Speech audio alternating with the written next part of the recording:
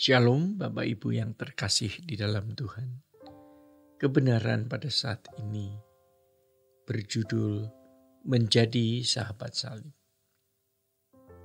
Di dalam Ratapan 3 ayat 22 dikatakan, tak berkesudahan kasih setia Tuhan, tak habis-habis rahmat-Nya, selalu baru tiap pagi, besar kesetiaan-Mu.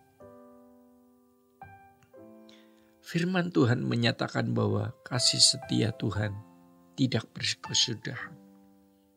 Dan rahmat-Nya selalu baru setiap pagi.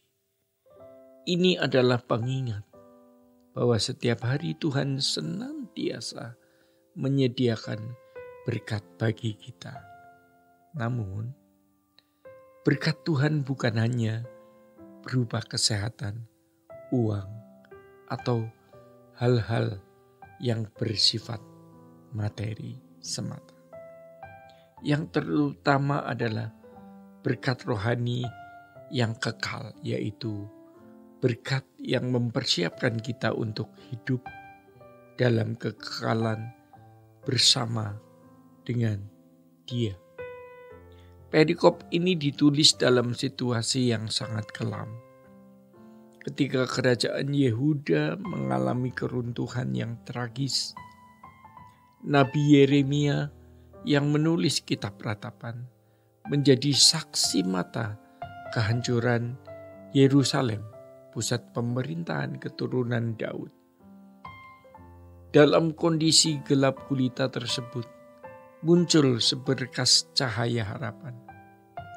Ayat ini mengingatkan bahwa sekalipun manusia tidak setia, Tuhan tetap setia.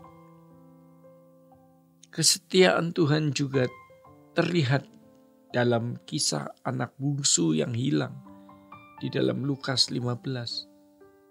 Dalam kisah itu sang anak meminta warisan sebelum ayahnya meninggal. Sebuah tindakan yang sangat tidak pantas.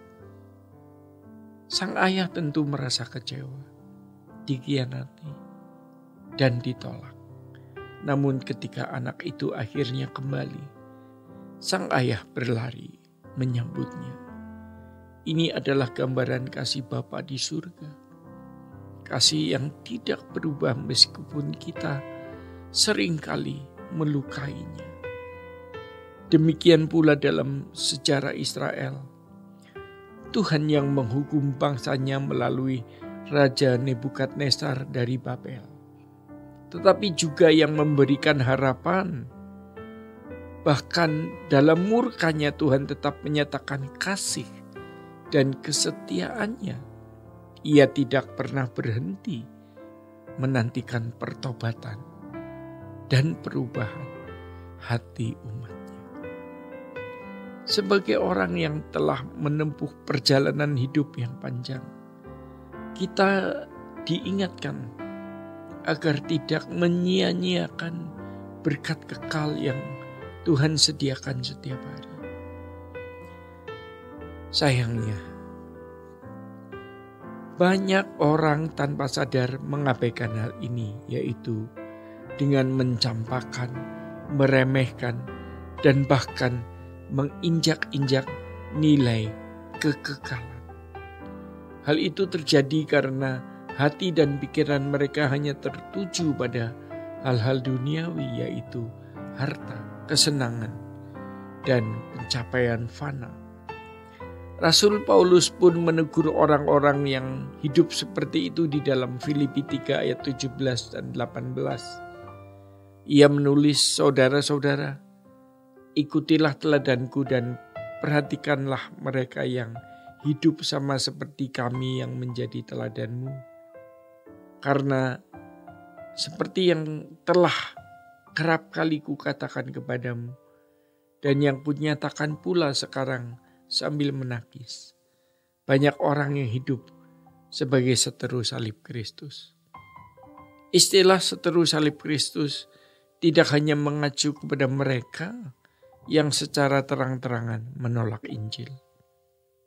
Paulus menyiratkan bahwa bahkan orang Kristen pun bisa menjadi seteru salib. Bila hidup mereka tidak sesuai dengan tujuan salib Kristus, yaitu untuk mematikan keinginan daging dan membentuk manusia batiniah yang serupa dengan Kristus. Sebagai Kristen yang telah melalui banyak musim kehidupan, dalam suka dan duka, sehat dan sakit, dalam masa kelimpahan dan kekurangan, kita punya kesempatan besar untuk merefleksikan hidup kita. Apakah kita sungguh-sungguh menghargai berkat yang Tuhan berikan? Apakah fokus hidup kita masih tertuju kepada perkara duniawi?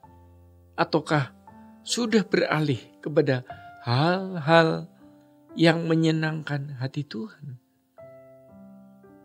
Kiranya firman ini menguatkan kita untuk tidak menjadi seteru salib, melainkan sahabat salib.